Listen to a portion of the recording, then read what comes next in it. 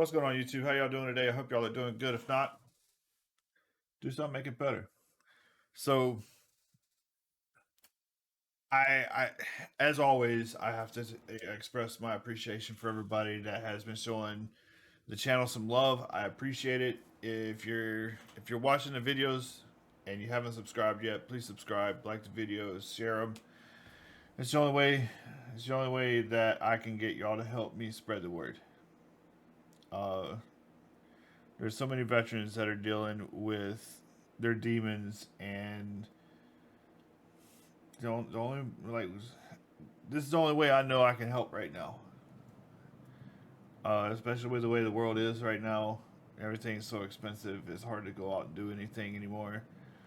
Um, Hopefully, something changes in the near future, but otherwise, uh, help me build the channel so that we can create a larger footprint and help spread the word for PTSD and help minimize the impact that has on the suicides that veterans deal with. So, without further ado, Joe Bachman, A Soldier's Memoir, PTSD song. I found this. I liked it. Not everybody's cup of tea, but as I've said before, I don't listen to these songs specifically because I like one genre or another. Uh, I typically will. I'll typically do a reaction to them because it's the lyrics. It's the lyrics. That's what it is. So without further ado, let's see what it's about.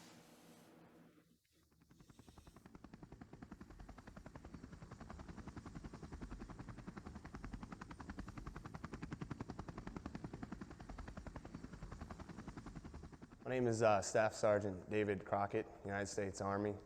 My name is Tyler Southern. I was a corporal in the United States Marine Corps. Just outside of Samara, Iraq, we were hit with a massive IED.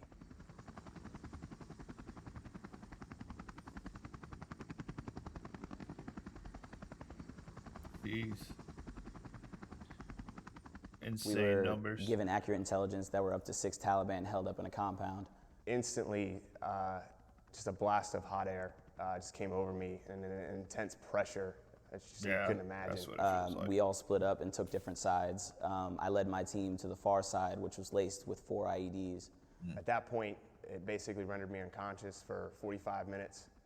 That concussion. In and out for about an hour until I basically kind of came to in a field hospital at Fob Spiker in Tikrit. We all missed the first one on the front corner and turkey peeking a doorway. I stepped on the second. 10 pounds of homemade explosives, pressure plate IED, buried 6 inches. 10 pounds. 10 pounds of homemade high explosive. So to give everybody an idea, they have these big jugs over there that they use to make this stuff in. And it's like a foot and a half by a foot by about 2 foot tall. And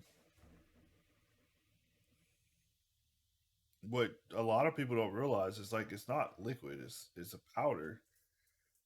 It's like it starts out as a liquid, but after they get done doing what they do to make it into an explosive, it's kind of like it's like a powder. And 10 pounds of that stuff is a lot. It's a lot, especially to be standing on it. There's no way this dude still has any legs. Detonated immediately.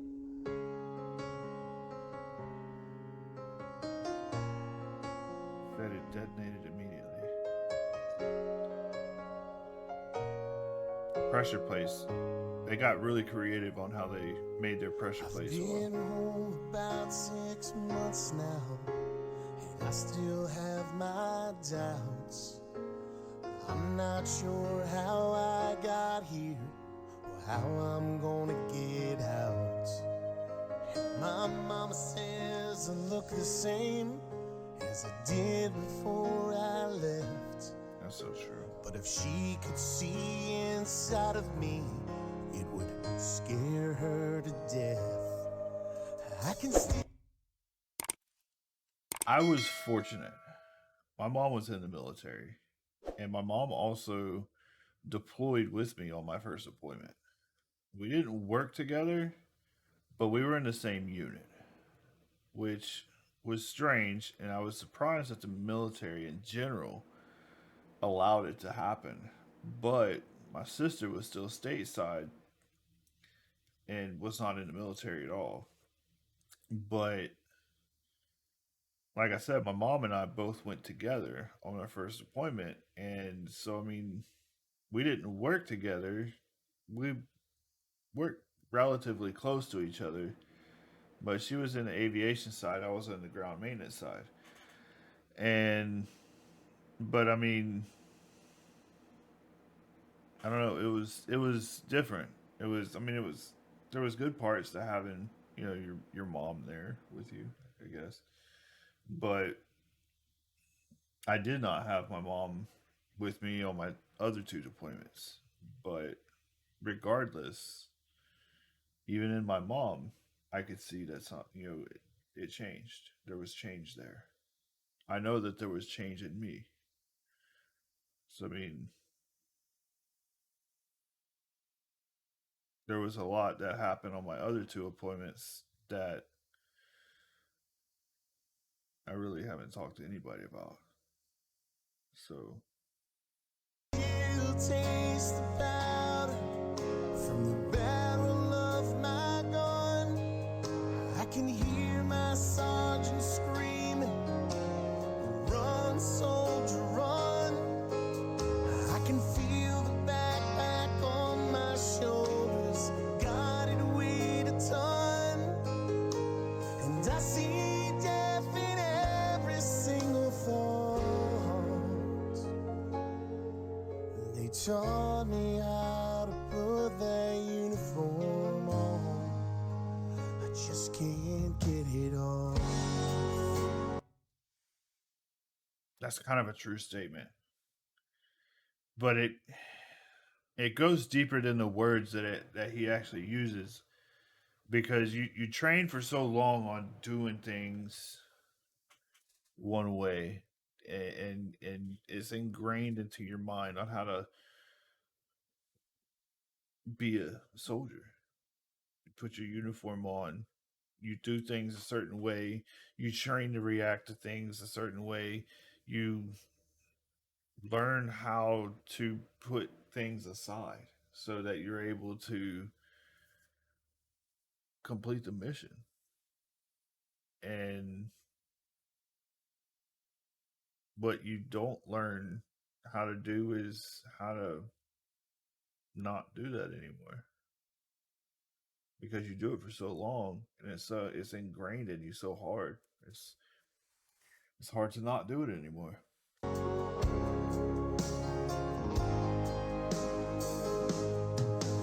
Last Saturday they honored us in a small parade downtown. When they shot off those fireworks, I nearly hit the ground. And while they smiled and cheered for us, all I could do was stare. 'Cause part of me is here at home, but part of me's back there. There's so much truth in that. There's been a couple of times when I came home on R&R off my first deployment. Like, I was so dog tired. I got home on 4th of July, and my family and everybody, they're all outside shooting fireworks. I'm passed out on the couch when they start shooting fireworks. And my sister, she walks in. She come in to tell me that they were about to start, and as the first couple of them start going off, she says she saw me over there searching for something, like I was looking for my gun or something. And she said she broke down, seeing that.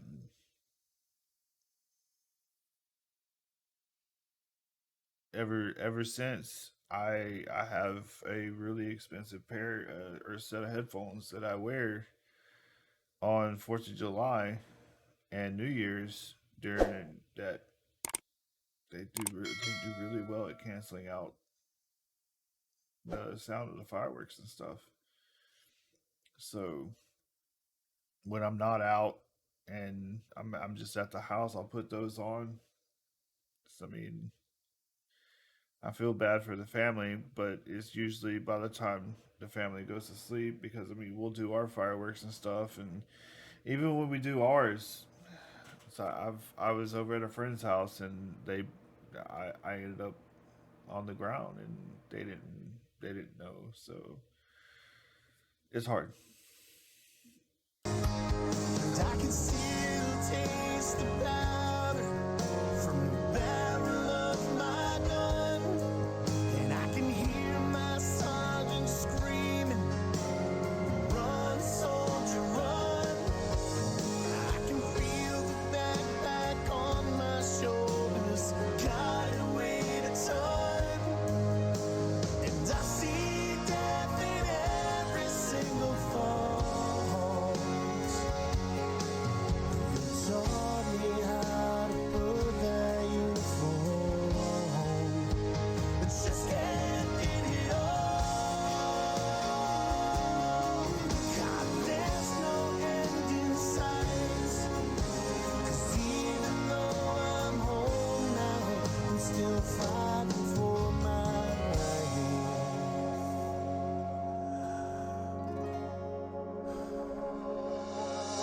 I can still taste the powder from the barrel of my gun. I can hear my sergeant screaming, run, soldier, run. And I can feel the backpack on my shoulders, got it weighed a ton. And I see death in every single thought. You taught me how to put that uniform on. I just can't get it off. I don't know, I've prided myself on finding the silver lining in absolutely every situation. No matter how hard it is to find, there is a bright side to everything. I may have been relieved of 3 of my original issued limbs, but that gave me the opportunity to find true love, family, made him a possibility.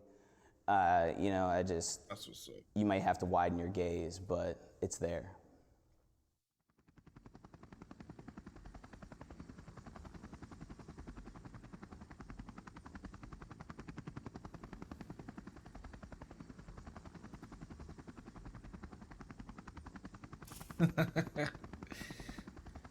That's that humor. That's that humor.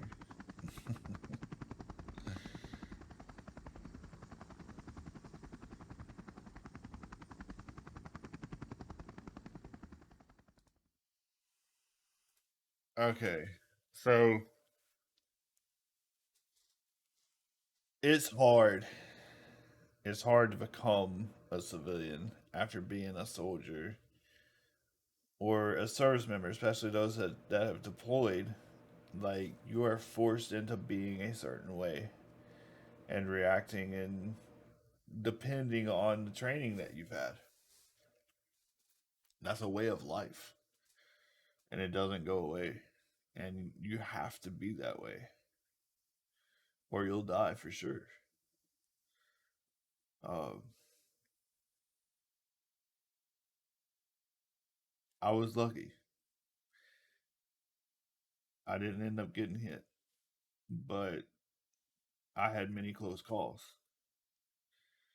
So I was extremely lucky. Um, yeah, but I mean, that's part of what part of that is what ends up coming into play, or all of it really. is what comes into play when we deal with our PTSD, and then that sucks. But definitely a good song. Um, I mean, what? It speaks for itself, really. I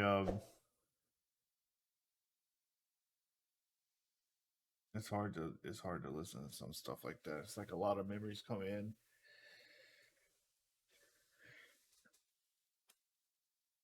Yeah. Um.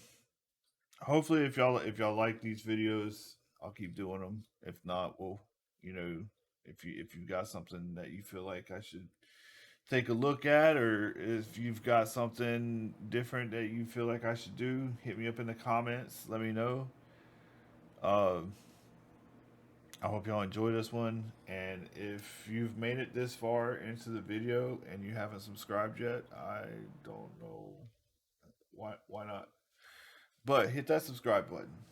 Do me a favor.